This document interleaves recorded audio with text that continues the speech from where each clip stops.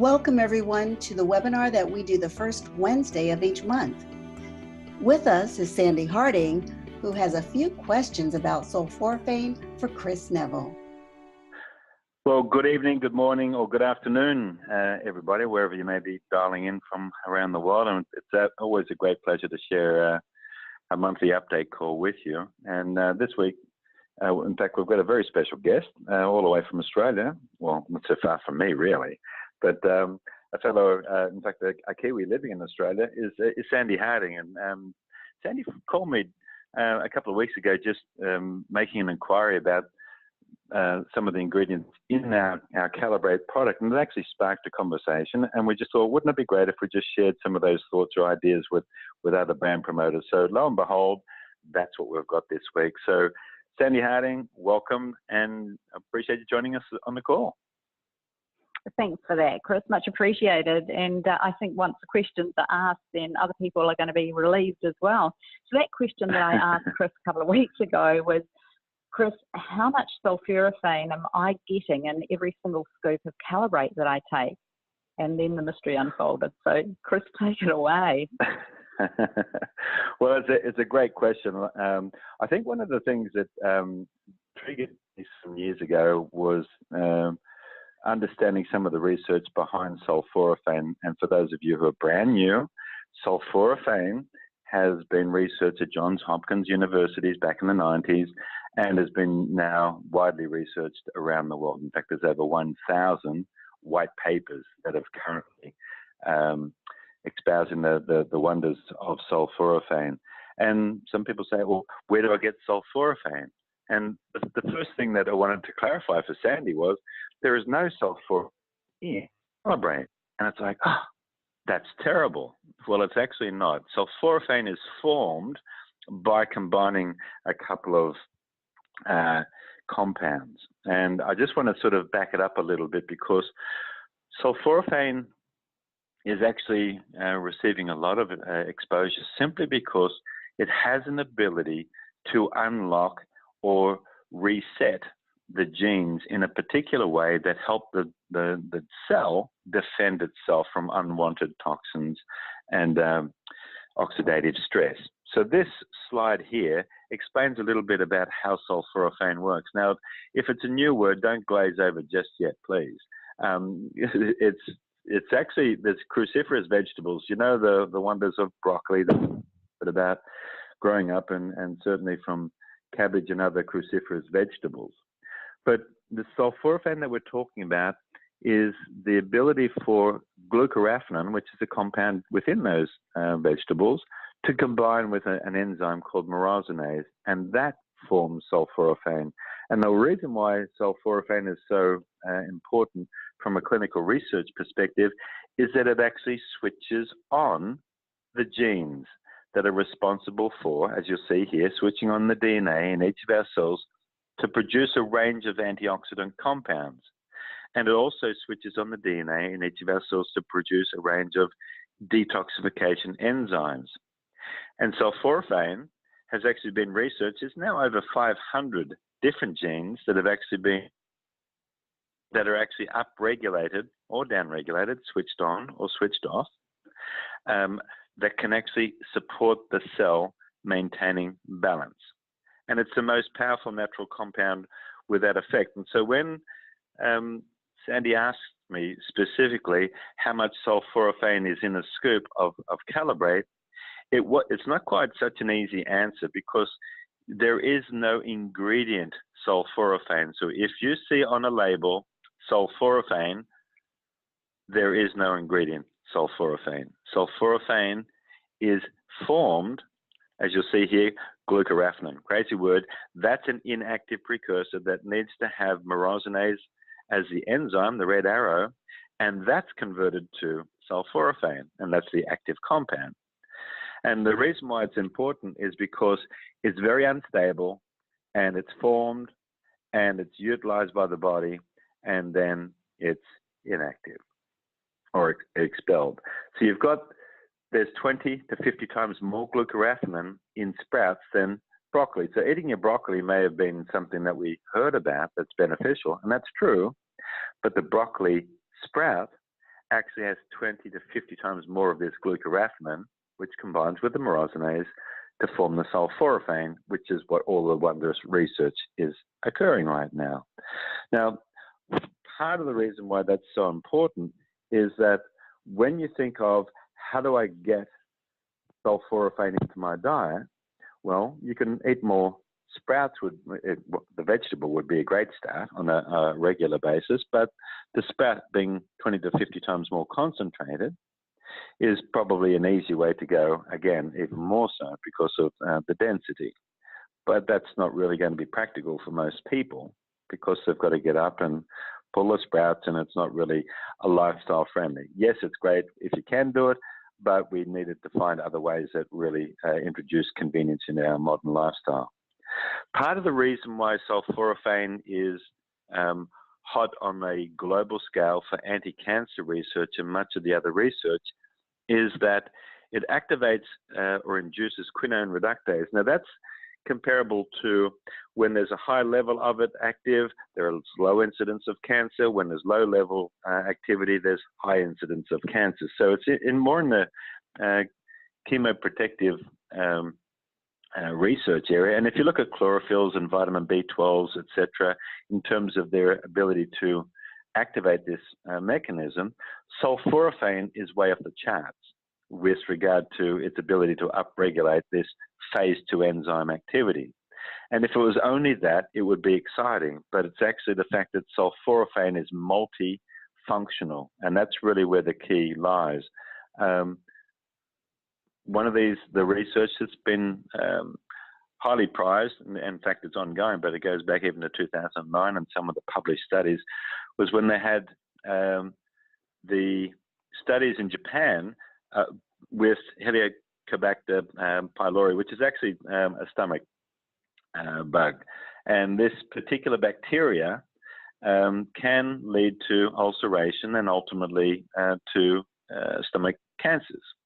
And so by being able to reduce this particular bacteria, it actually improves the outcomes for a lot of people. And in Japan, it's prolific. And so this study was really quite a major breakthrough because it showed that sulforaphane reduced the Helicobacter bacteria, which then leads to less gastric reflux,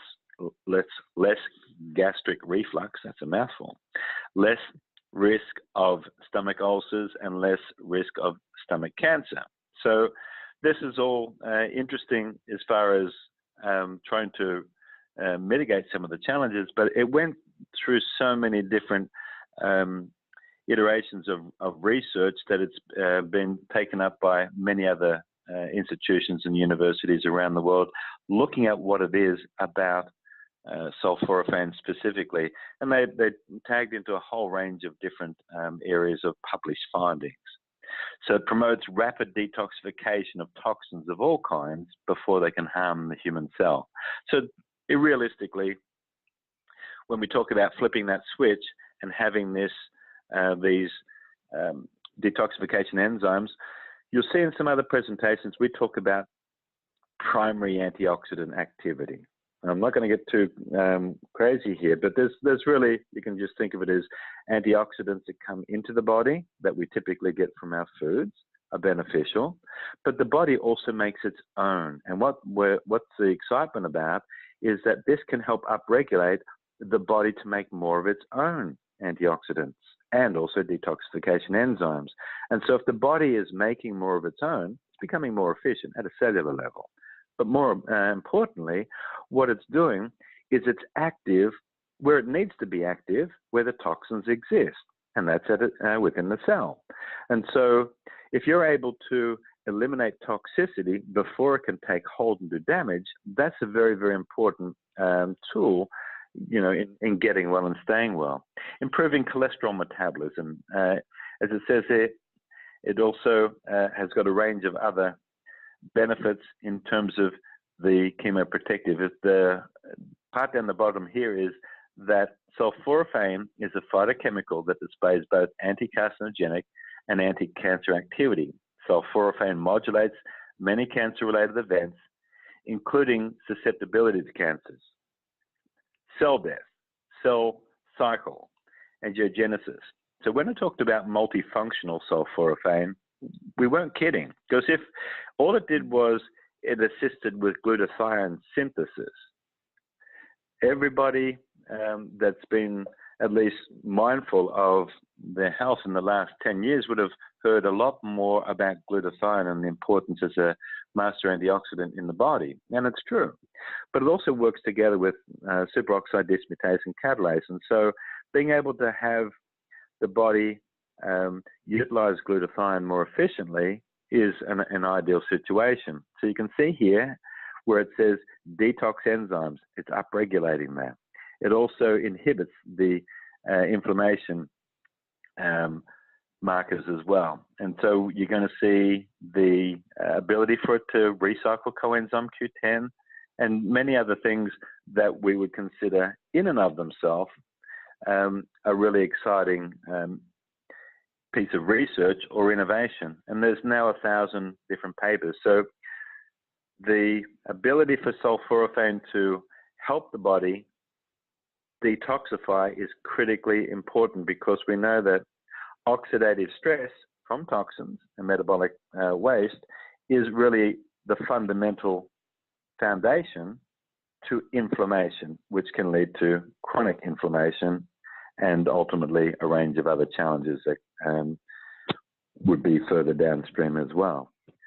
So what we have is a range of different research that has been showing some of the properties of sulforaphane in its ability to help the cell and help the body become more efficient.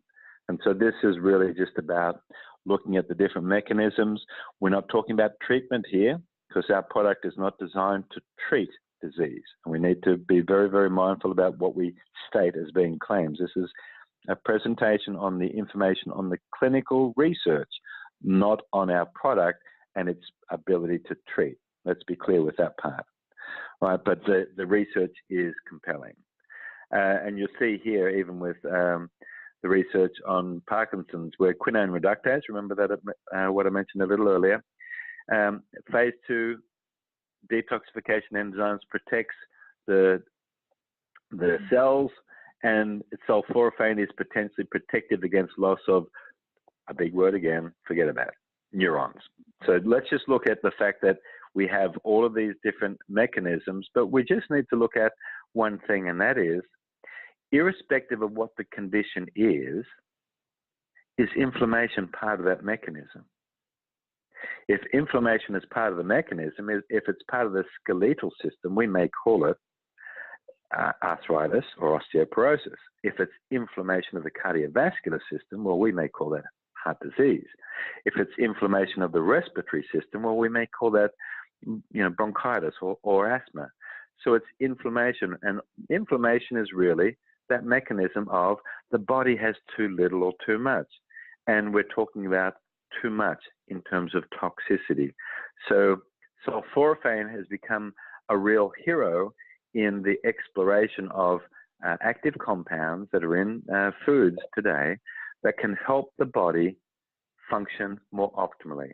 And that's why we look at, irrespective of the condition, it's really about the mechanism of too little or too much. And this is the idea of primary antioxidants that the body makes are millions of times more effective than anything you can get from your diet.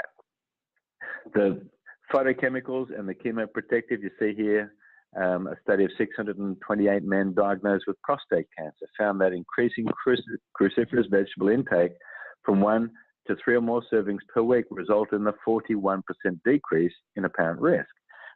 So that's pretty extraordinary. Let me just open that back up there again.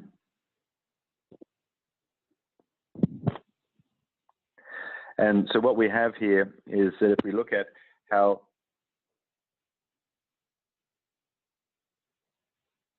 sulforaphane talks to our cancer genes, really there's 5 different stages here that could be looked at, and we're not going to talk about this from a clinical level. We're just talking about it from a research level as health curious creatures that we are as brand promoters. And so what it has are the different phases here of the initiation, promotion, and inhibits the movement from primary tumors to invasive cells that can metastasize and move throughout the body.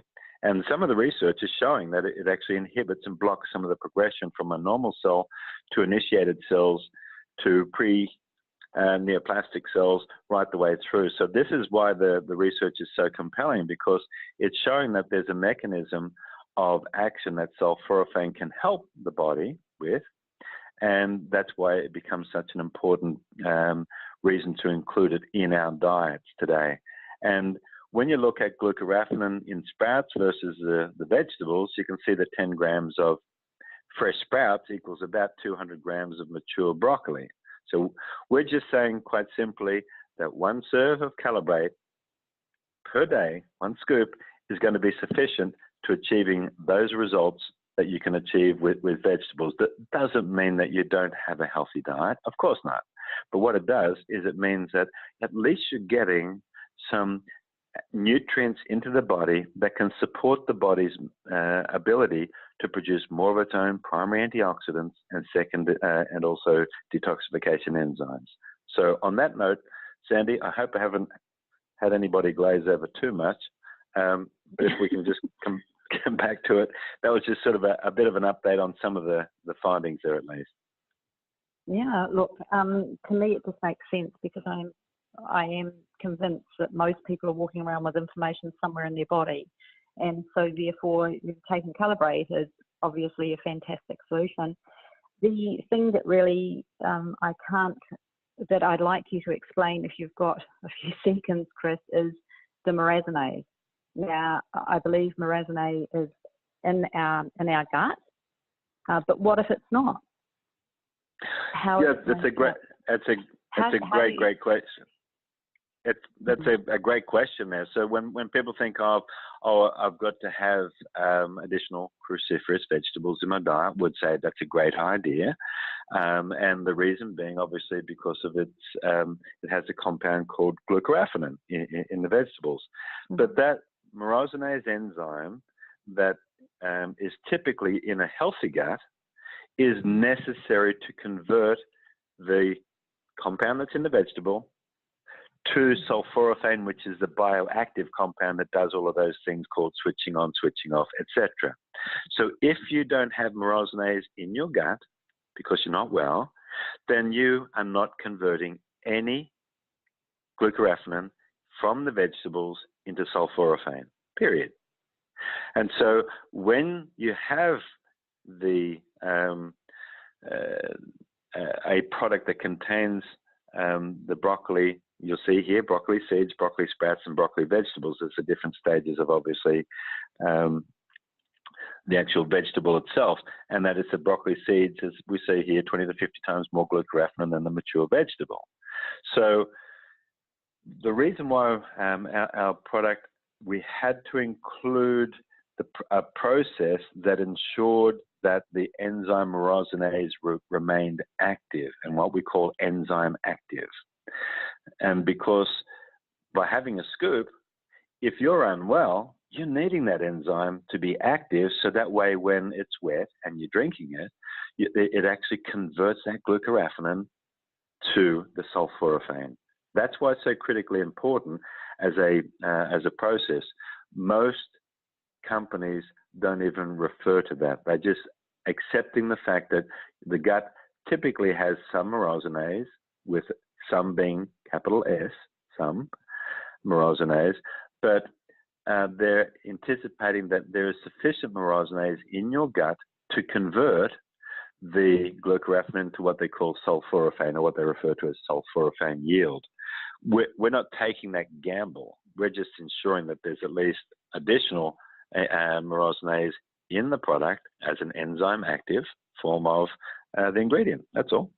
And so that additional step ensures everybody has the ability to enjoy the benefit of sulforaphane, particularly if you're not well. Mm-hmm. Yeah, and Chris, that just sort of speaks volumes to me, because we see in Australia, and you'd be aware of it, a lot of companies promoting the sulforaphane, and nothing's spoken about mirazinase. And I go, what's going on. And this is all sparked because I am health curious, as you said, and I'm tired of the I guess the overwhelm, and looking for solutions, and having to do a huge amount of research to find out which companies are actually being open and walking with integrity with what they're saying, and you find them out on the shelf, and people don't know all the ins and outs of it. So what you're saying now just makes so much sense, and I'm sure that other brand promoters, will love what you're saying and be able to work with Calibrate a lot more now that, we understand so much more about it, for those who are health curious, as you say. Yeah, look, it's a great point, Sandy. And I think, one of the other things is that people have been encouraged to read labels, and would say, yes, great stuff. But, it's a rabbit hole, and there's a lot of, there's a lot to consider for somebody who's not skilled in what to look for. It's like, I'm a mum or a dad, and I got a busy life, and that's not my gig, and that's fair enough. So what we do is we try to take the guesswork out of it, and we, apart from myself, working with some other clinicians that are skilled in different areas, and what we're looking at is, wouldn't it be great if we can just put truth in the bottle, or put truth in the tub? And that's really what we're wanting to achieve is not just the sulforaphane from that's formed from the broccoli, is that the fact that there are certain other ingredients that can support, as let's say the crew or the support. And one of those is actually selenium. Now, we know that we can get selenium in our diets, but with depleted soils around the planet, and some foods grown in these depleted soils, there is depleted selenium that shows up in our food chain. And when you include just a small amount of selenium within the formulation, what it allows is up to 300% more sulforaphane to become available in the body. Just a simple thing like that. And so understanding the subtlety of it, rather than getting tied up in this lab newsworthiness of sulforaphane, and where a lot of smoke and mirrors comes, because vendors are in business to sell ingredients. But unless you know what a bioactive ingredient could look like, should look like, then what you've got is something that's, it looks good on a label, but the body can't utilize it so well. So it's not what we take in, it's what we can actually absorb and utilize, isn't it, really, at the end of the day? Absolutely, yeah. Absolutely. Wow. Well, blow me away again, this conversation. But look, thanks, Chris, for that. It's just, thanks for taking the time to do the presentation. It's just amazing, just absolutely amazing. Oh, my pleasure. And thanks for you for posing the question. I don't want it to be too crazy, but the reality is that, you could look at each ingredient that represents something that we think goji berries became the rage, and the acai berry became the rage. And it's like, just because it's on the label, how much of it is actually in the product? And really, what is it that's the active compound in there that's beneficial? And it's a bit like saying, you've got one grain of salt to do something, and you go, well, it's not really going to help too much. And so we have to look at the bang for the buck, and being able to have enough of something that can support the body becoming more efficient. And this is really what we're looking at with the broccoli sprout powder, combined with the selenium, but also combined, as we mentioned, with the C3 turmeric as well, with the curcuminoids, and then of course the melon extract as well, because we're targeted it to support the body in its primary antioxidant and detoxification pathways. If we can upregulate that, then it's going to be millions of times. You can't consume enough oranges, apples, or otherwise to try to get certain types of vitamins in the body that act as antioxidants to do that as what you could by helping your body become more efficient at a cellular level by upregulating that process itself, that primary antioxidant production. And that's really why we're talking about focusing from the inside out rather than the outside in. And that's where the shift is, and we believe. So on that note, I think we'd just like to maybe wrap it up there. Do you have any other final comments you'd like to share or thoughts there, Sandy?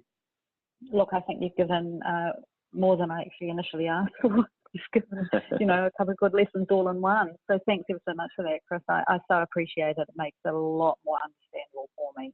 Thank you. No worries. And look, take into consideration, there are some fabulous companies out there doing some really incredible things, and in the sulforaphane space as well. But it's just one of those things to look at. It's ensure that it's enzyme active, but it's not in and of itself. All we're focusing on, it's then going beyond that to look at the other companion ingredients in the formulation that activate and upregulate that the cell's ability to produce its own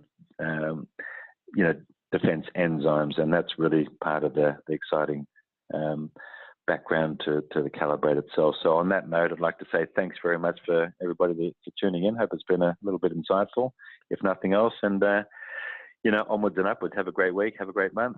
Talk soon. Thank you.